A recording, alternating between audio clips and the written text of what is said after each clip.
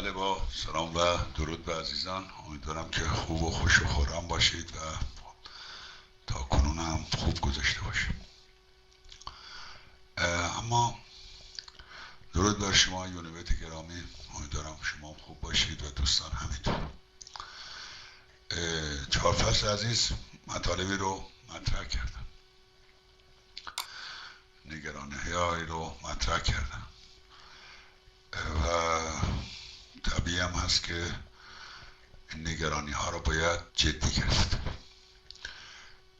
و انگیزه بیان کننده رو هم باید سالم ارزیابی کرد، نه اینکه به اصطلاح برخوردی منفی صورت بگیره. در درجه اول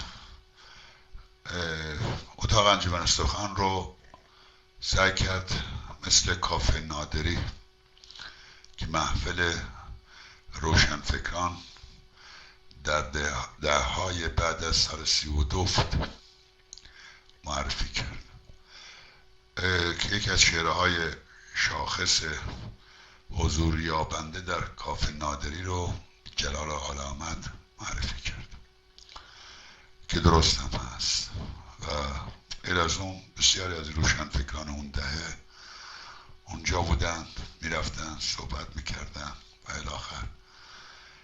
ولی من برخلاف چهار فصل صادق هدایت ما احتمالاً بیشتر دههای قبلش بوده و یکی از کانونهای اونجا بوده، ولی این رو فراموش کرد بگه که یکی از تأثیرگذارترین افراد روی رویدادهایی که به انقلاب 57 انجامید به لحاظ روشنفکری خود همین آقای جلال آل احمد بود که در صورت تأثیراتش غیر قابل انکاره. حالا بگذاریم شریعتی هم یکی دیگه از اوناست، حالا به تدریج به اصطلاح نقشای دیگران هم میتونیم بهش اضافه بکنیم. پس بنابراین اگر جایی باشه، حالا میخواد کافه نادری باشه، میخواد یک کافه دیگه ای باشه، یا اتاق انجمن سخن یا جای دیگه، فرق نمیکنه، بتواند تولید فکری بکنه، حالا مثبت یا منفی، و اون فکر دامنگیر بشه، فراگیر بشه یا گسترش پیدا بکنه، نشون دهنده این هست که فکر تبدیل به نیروی مادی شده. پس بنابراین اهمیت فکر رو بر اساس مکانش تعیین نمی کنن. میخواد از یه دهکوره‌ای بلند شده باشه، میخواد از کافه نادری بلند شده باشه، یا حجره های پوسیده حوزه علمی قم بلند شده باشه. حالا من نفهمیدم اینجا قصد تحقیر اتاق انجمن سخن داشت که مقایسه کرد با کافه نادری یا نه. خب به نظر من جایگاه اون مکان در تاثیرگذاریش روی رویدادها غیر قابل انکاره. از دل همون بحثا شاید کتاب غرب زدگی آل احمد اومد بیرون، سخنرانی های دیگران اومد بیرون و تاثیرگذاری های تاریخی خاص خودش رو داشته. اگر مکانی کانونی باشه که حرفای محفلی میزنن، حرف میزنن به خاطر حرف، برای سرگرمی یا احساسات رمانتیک خودشون طی یک سری شعرهایی که جنبه بیشتر عاطفی شخصی داره بیان میکنن، خب اون کانون، اون مکان و اون افراد منشأ تاثیر نخواهند بود. نمونه‌هاش توی خلاصه این فضای مجازی کاملا مشهوده. و از طرف دیگه من میتونم با بار منفی این احزاب رو که شما فکر میکنید کافه نادری نیستن و ظاهرا ما باید جدیشون بگیریم، من اونا رو جدی نمیگیرم. الان احزاب با سابقه این گروه ها و سازمان ها رو جدی نمیگیرم. من منشأ تأثیری هم نخواهند بود. چرا؟ برای که تولید فکر نمی کنن. امروز یکی از دوستان من در صورت مسافرتی کرده بود، برگشته بود، صحبت از دیدار با یکی از رهبران چپ داشت و به اصطلاح بحثشون شده بود که خب این جمهوری اسلامی، روشنفکران دینی، اینا علم ستیز و خرد ستیزن. این رهبر سازمانی با آیات قرآنی متوسل میشد که قرآن علم رو تشویق کرده. یعنی این آدم برای من شگفت انگیزه، سابقه سیاسیش هم بسیار طولانیه و جایگاهش هم بسیار ویژه است در این سازمان. هنوز این همه مطلب هم نوشته شده، در سایت هم موجوده، تو اتاق انجمن سخن هم موجوده که چقدر دقیق اثبات کرده که بین عقل قرآنی با عقل ارسطویی یونانی و عقل دکارتی چقدر فرق هست، بنیادن فرق هست. یعنی اون عقلی که در قرآن ازش صحبت میشه با عقل ارسطویی، عقل یونانی، عقل فلسفی و عقل دکارتی 180 درجه با هم فرق دارن. و یا علمی که از اونجا یاد میکنه ازش کاملا با هم فرق دارن. یعنی اون علم که گفته میشه با علم مدرن، با فیزیک، شیمی، با ریاضیات مدرن، با اینها 180 درجه فرق میکنه. ولی متاسفانه این رهبر چپ تحت تاثیر روشنفکران دینی خلاصه متوجه این امر هنوز نشده. این آدم با این مشخصات فکر تولید نمیکنه، که اندیشه تولید نمیکنه. نهایتش در بهترین حالت به دنبال روی از کی منجر میشه؟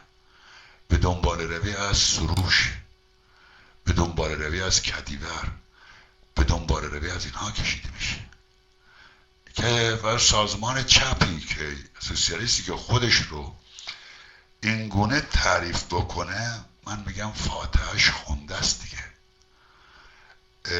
چرا که این تفاوت ها رو هنوز نمیفهمه و نمیخواد بفهمه و تلاش نمیکنه که بفهمه. و به همین دلیلم وقتی که من نگاه میکنم ریشه های حوادث گذشته رو میفهمم در انقلاب مشروطیت هم یکی از بزرگترین اشتباهاتی که صورت گرفته همین مطالب است.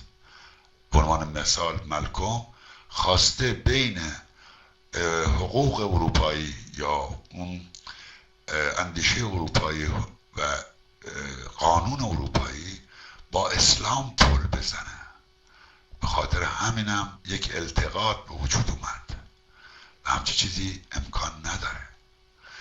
به نظر من بین اندیشه آقای طباطبایی و نائینی و دیگرانی که در انقلاب مشروطیت به نام مشروطه خواه شرکت کردن با شیخ فضل الله نوری به لحاظ جهان نگری و بودشناسی، هستی شناسی، فرجام شناسی هیچ فرقی نیست.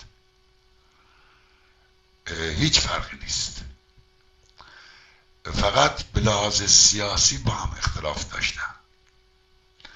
یعنی همون ریشه های مشترک بنیادینی که شیخ فضل الله نوری نسبت به جهان داشت اونا هم داشتن. چرا که یک انقلاب مدرن بنیانهای فلسفیش چی هست؟ بنیانهایی هست که از لیبرالیسم گرفته شده باشه. اگر فاقد این بنیانها باشه، این انقلاب به ثمر نخواهد رسید، انقلاب بورژوا دموکراتیک. به خاطر همینم انقلاب مشروطیت شکست خورد، چرا که بنیانهای فلسفیش بر پایه لیبرالیسم نبود و قابل فهم هم است که میبایست این شکست میخورد و راه به جایی هم نمیتوانست ببره.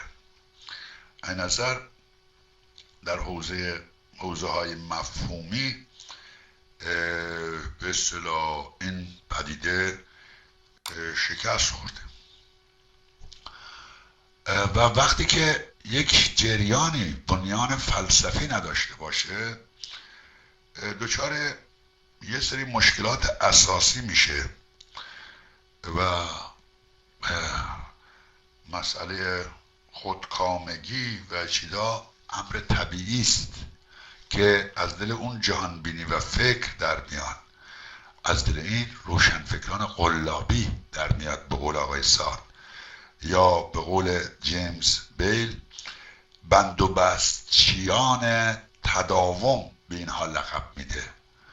به همین دلیل بخش قابل توجهی از این بند و بستچیان تداوم که به اصطلاح خودشون رو روشنفکر مینامن، به جای اینکه اندیشه های رادیکال و بنیادی رو برای جامعه برمغان بیارن، بیشتر به حمایت و دفاع از همین روابط سنتی قدرت که دائما شکل عوض میکنه به اصطلاح پناه میبرند یا برای حفظ و تداوم اون عمل میکنن.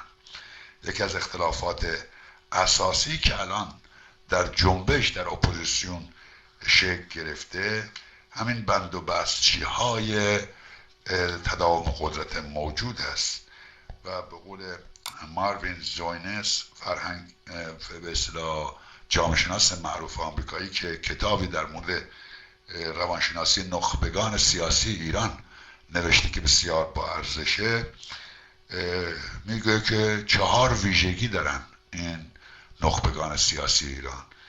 یکی بدبینی سیاسی هست، یکی بی‌اعتمادی شخصی هست، یکی احساس عدم امنیت آشکار است و یکی هم سوء استفاده که بین افراد به اصطلاح به وجود میاد و تداوم پیدا میکنه.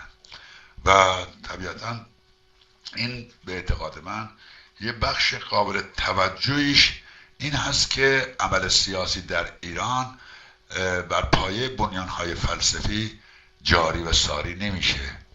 به اعتقاد من نه چپ‌ها و نه نیروهای راست، لیبرال و سوسیال به اتکا و بنیانهای فلسفی حرکت نمی کنن و متاسفانه همونطور که عرض کردم هر فیلسوفی هم تو ایران رایج میشه، فلسفهش پشتش پناه میبرن، اون اندیشه رو نابود میکنن.